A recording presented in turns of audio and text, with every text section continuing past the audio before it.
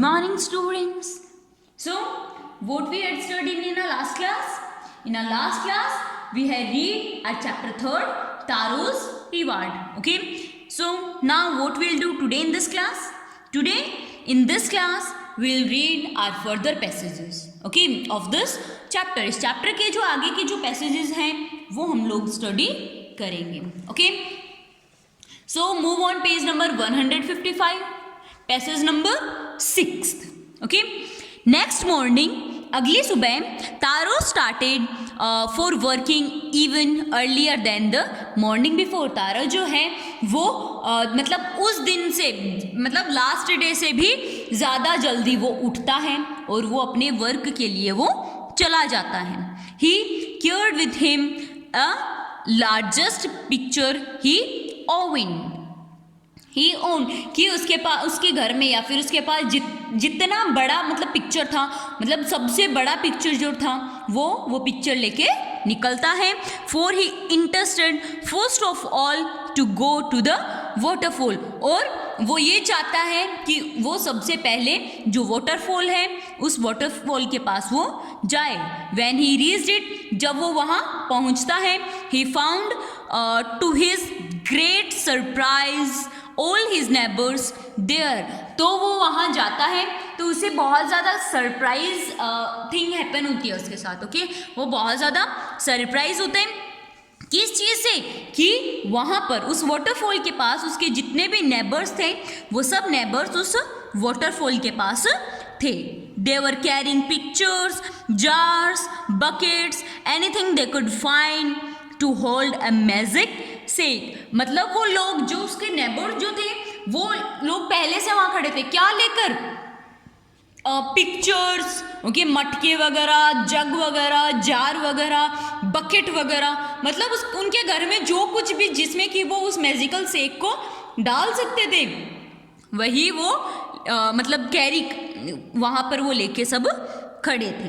Then one villager, तो एक villager जो होता है knelt and held his mouth under the waterfall to drink. एक जो मतलब विलेजर होता है वो उस वाटरफॉल के नीचे वो झुक जाता है और वहाँ से अपने माउथ में वो उस वाटरफॉल को वो ड्रिंक करता है. ही ड्रिंक अगेन एंड अगेन, वो बार बार ड्रिंक करता है. एंड देन शाउटेड एंग्रीली, वो बहुत ही गुस्से में वो शाउट करता है. Water, nothing but water. ये तो पानी है और कुछ भी नहीं है, ये तो ओनली पानी है.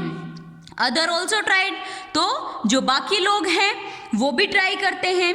But there was no shake, only cold water. तो उनमें कोई भी शेक नहीं थी वो. ओके, वो किसी टाइप की कोई शेक नहीं थी, वो ओनली कोल्ड वाटर था. ओके, नेक्स्ट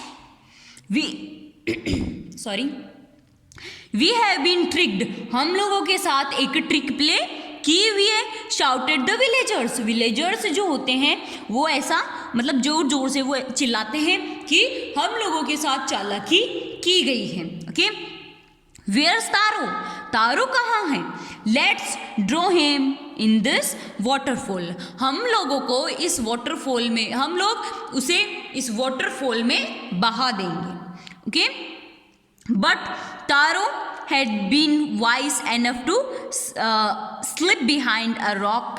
बट तारो जो था वो ओवर स्मार्ट बन रहा था और मतलब वो क्या करता है कि वो पहले विलेजर्स की ये सारी बात सुनता है एंड देन एक पत्थर के पीछे वो स्लिप हो जाता है. Okay, when he show how thing was going, जब उसने देखा कि ये सारी चीज़ क्या चल रही है, मतलब विलेजर्स क्या बोल रहे हैं, क्या चीज़ यहाँ घटित हो रही है, फिर वो उस रॉक के पीछे से वो उन्हें देख रहा होता है. He was nowhere to be found. अब उसे कहाँ पर, मतलब वो लोग ये कह रहे थे कि उसे कहीं भी ढूंढो.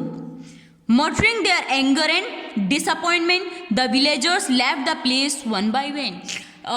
जो विलेजर्स थे वो इस चीज़ से मतलब वो बहुत ज़्यादा डिसअपॉइंट हो जाते हैं, उन्हें बहुत ज़्यादा गुस्सा आता है एंड गुस्से में फिर वो सब लोग उस जगह से चले जाते हैं, एक एक करके वो वहाँ से चले जाते हैं। Okay, Taro come out from his hiding place. Taro जो है वो अपनी हाइडिंग प्लेस से बाहर आता है। Was it true? क्या ये सच था? ही वाउंडेड, जब सब लोग चले जाते हैं वहाँ से तो तारो जो है वो बाहर निकल के आता है और वो सोचते हैं कि क्या ये सच है, ऐसा भी हो सकता है। Was shake a dream? क्या वो शेक जो थी वो एक ड्रीम था? क्या ऐसा भी हो सकता है? Passage 8. Once more he put a little liquid in his hand and put it to his lips. तारो जो है वो उस वाटरफॉल के पास जाता है एंड वो क्या करता है, वैसे ही थोड़ी से मतलब वो लिक्विड को अपने हाथ में लेता है एंड अपने लिप्स पर वो टच करता है। It was the same fine shake, वो बिल्कुल उसी तरह की शेक थी। टू द थॉटफुल सन, कि जो बेटा जो अपने पेरेंट्स की इतनी सोचता है, ओके, उसके लिए the magical waterfall give the delicious shake, जो मैजिकल जो वाटरफॉल थी वो उसके लिए, ओनली जो थॉटफुल सन था उसके लिए मैजिकल शेक वो दे रही थी। टू एवरीवन एल्स, लेकिन बाकी सभी को it gives only cold water, लेकिन बाकी सभी को वो ओनली कोल्ड वाटर ही दे रही थी। The story of the taro and his magical waterfall reached the emperor of Japan. तो तारो के साथ ये जो स्टोरी हुई, ओके, कि तारो की और जो मैजिकल वाटरफॉल की जो स्टोरी हुई, ये स्टोरी जापान के जो एम्परर होते हैं उनके पास पहुंचती है। He sent for the younger वुड कटर, वो उस यंगर वुड कटर के लिए वो भेजते हैं। And rewarded him with 20 pieces of gold for having been so good and kind. वो उसे मतलब वहाँ पे बुलाते हैं, ओके, अपनी किंगडम में वो बुलाते हैं, अपनी पैलेस में बुलाते हैं एंड उसे रिवार्ड करते हैं। किस चीज़ से? 20 pieces ऑफ गोल्ड उसे देते हैं, ओके, कि वो इतना अच्छा, इतना बहादुर वो बेटा था, इसलिए उसे 20 pieces ऑफ गोल्ड देते हैं। Then he named the most beautiful fountain in the city after Taro. और वो जो एम्परर है वो उनके प्लेस की जो सबसे सुंदर जो फाउंटेन थी, ओके, उस मतलब जो स्पोर्ट जो था उस स्पोर्ट को तारो के नाम कर देते हैं।